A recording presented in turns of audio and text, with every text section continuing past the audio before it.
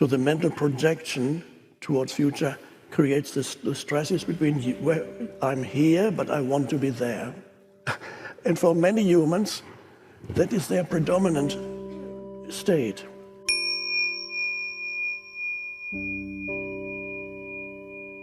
So you need to realize most humans have this inbuilt dysfunction.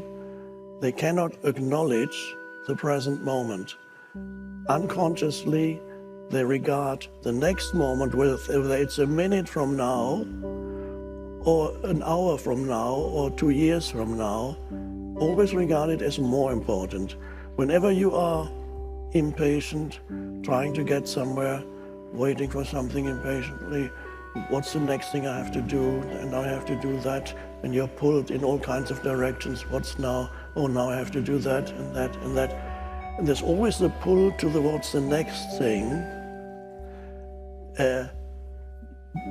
That is, I call that sometimes you lose yourself in doing. Doing is necessary, obviously, you need to do, but to lose yourself in continuous doing is a serious dysfunction, but it's so normal that nobody realizes it. So if you lose yourself in the doing, there's always another, and this is how stress arises. Stress is the gap, in the gap between now and later, the projected then, now and then, in that gap arises, the stress arises. So the mental projection towards future creates the stresses between where I'm here, but I want to be there. And for many humans, that is their predominant state. They are here, but they really want to be there, either there in space or time. It's amazing, and even you, awakening beings, may still, sometimes or often, find yourself in that state where you suddenly realize that the whole day you've been stressed about this, that, and that, and that. The world makes so many demands upon you. You need to deal with this and this and this, amplified by the gadgets that we now use, which is an amplification of the dysfunction through this. And you lose yourself in the doing. You become completely uncentered and basically lost. There are many, it happens even to children already at an early age these days. And many children are suffering from attention deficit disorder and so on, which means their mind is being pulled always away from the present moment. So lost in doing. Lost in doing really comes back to lost in thinking. Thinking underlies doing. So you're lost in your thoughts about the world. And then you engage in all kinds of activities propelled by thought that now I need to do this, now I need to do that. So the basic condition still for most humans on the planet, so fundamentally, yes, they are lost in doing, they lose themselves in doing, but basically it means they are lost in their mind, in the movement of thought. What now?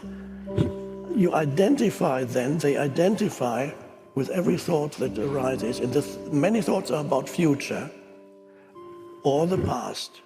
Not that many thoughts are about the present moment. And if they are about the present moment, then it is an interpretation of the present moment that is completely determined and colored by your past conditioning. So, very interesting to observe in oneself this tendency to deny, devalue, disregard, reduce the present moment to a means to an end. It's always a means to an end, but it's never recognized for what it is in itself. And often it is not, it is more than a means to an end. For many humans, this is a very dysfunctional way of being.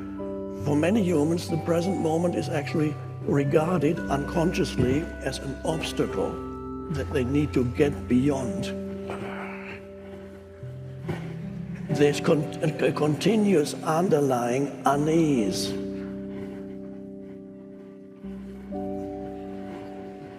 And what's the next thing that's going to go wrong? I know it's going to happen. Lost in the mind, lost in thought. There was an Indian teacher who described the essential human condition as lost in thought. And of course, that's how it is.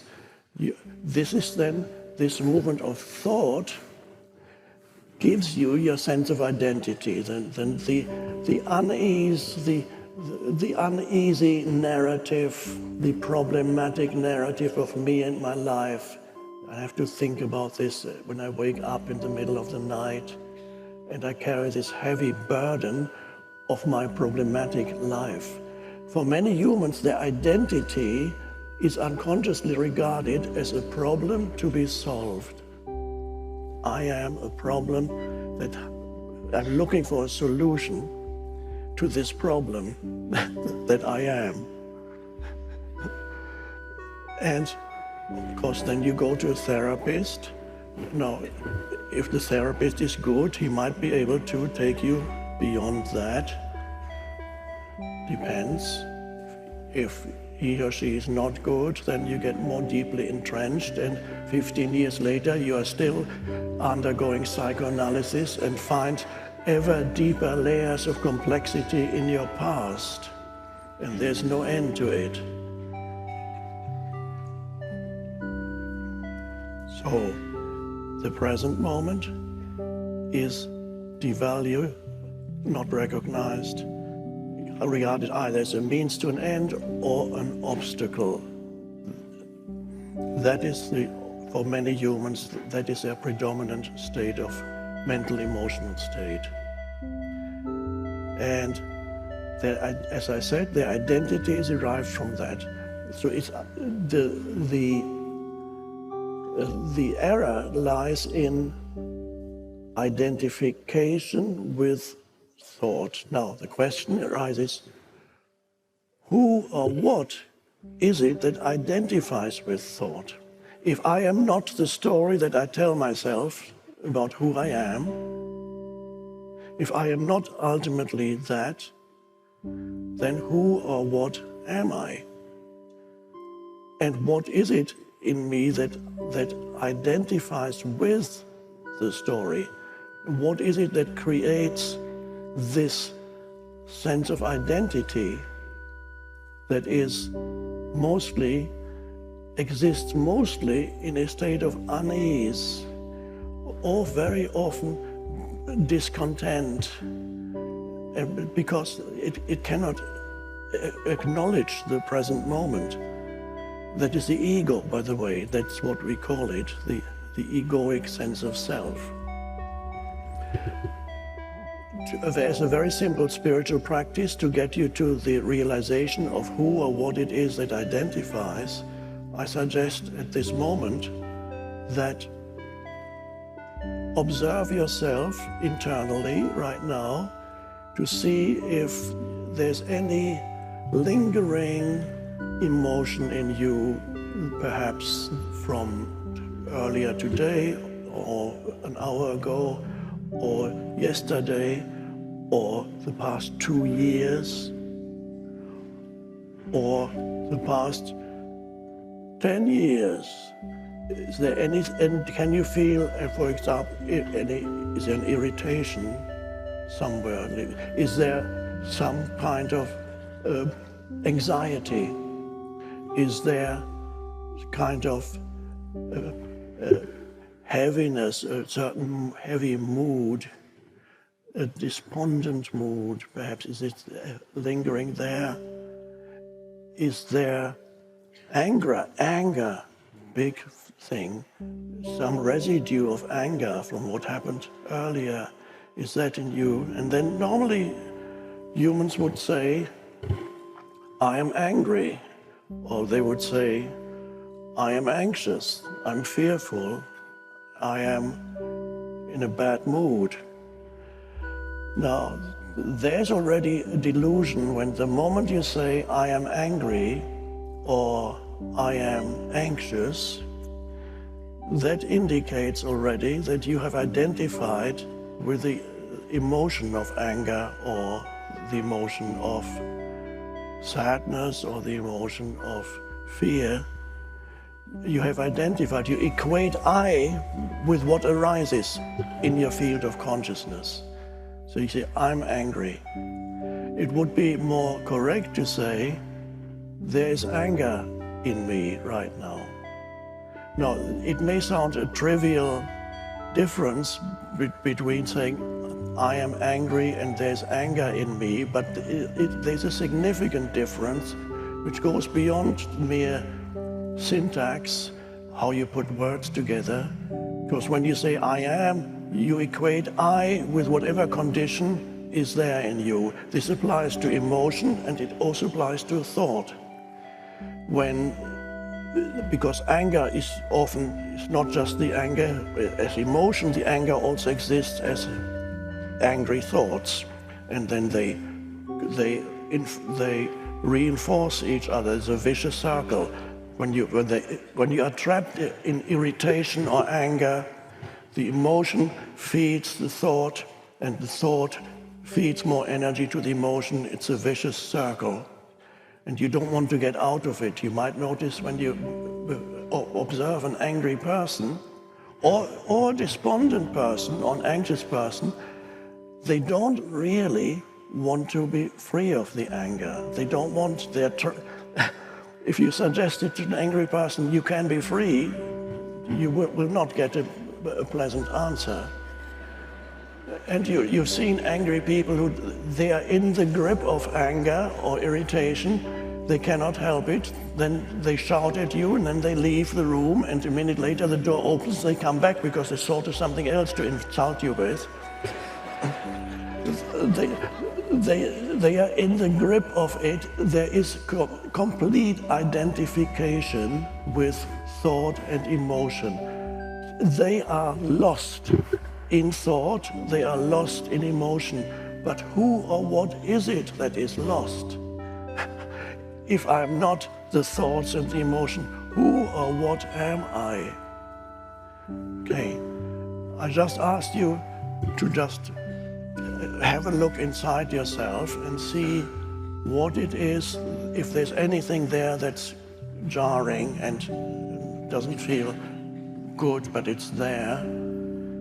And I'm not saying try to get rid of it, no. Acknowledge the present moment. The present moment is what is, externally or internally. That's what is. But there's a huge difference now. You've already, by recognizing that there is, let's say, irritation, anger, or anxiety in you, an additional element or dimension has come in. And that dimension we could call awareness, or we could call it presence. And the moment awareness comes in, you are no longer completely identified with it. One could say, I sometimes describe it as, let's say, there's the anger, and as your awareness of the anger comes in, there's a little bit of space around it. That's the awareness. The awareness knows that there's anger. The anger may still be there. It may not immediately disappear, but the awareness knows it's there. Or whatever else it may be. The arising of awareness is spiritual awakening. The disidentification that happens when awareness arises, that is the spiritual awakening or the arising of the transcendent dimension of consciousness. Transcendent because it transcends who or what you are as a person.